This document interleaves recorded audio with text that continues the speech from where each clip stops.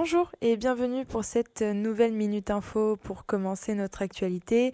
Clem, conçu et piloté par l'Agence du numérique des forces de sécurité intérieure, est un nouvel outil de gestion des demandes de coopération internationale destiné à centraliser, sécuriser et simplifier les échanges d'informations entre les forces de sécurité françaises et leurs partenaires dans 195 pays pour près d'1 million d'échanges annuels. Cet outil facilite la formulation, l'analyse, la traduction et l'échange des requêtes via Interpol, Europol ou les réseaux Schengen.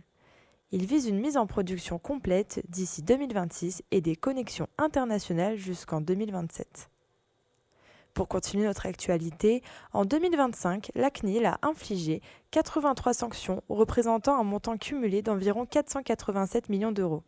La majorité a été prononcée dans le cadre de la procédure simplifiée, tandis que plusieurs décisions ont été adoptées selon la procédure ordinaire, y compris en coordination des autorités européennes.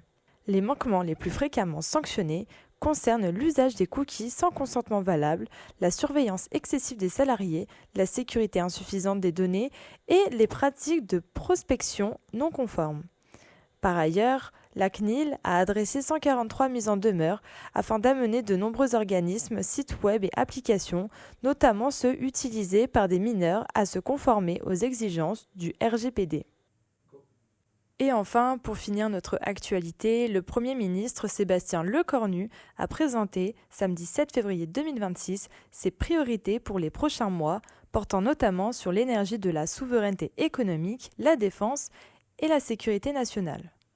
Au regard du contexte géopolitique, des tensions perpétuelles s'étendant au niveau mondial et des États-Unis ne jouant plus son rôle de bouclier, renforcer les moyens de défense est devenu essentiel. Aussi, le Premier ministre affirme que le projet de loi de finances prévoit un budget de 57,2 milliards d'euros supplémentaires pour 2026.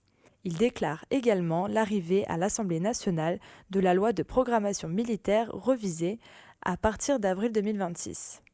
Merci d'avoir écouté cette Minute Info et pour plus d'actualités, rendez-vous sur anews-sécurité.fr.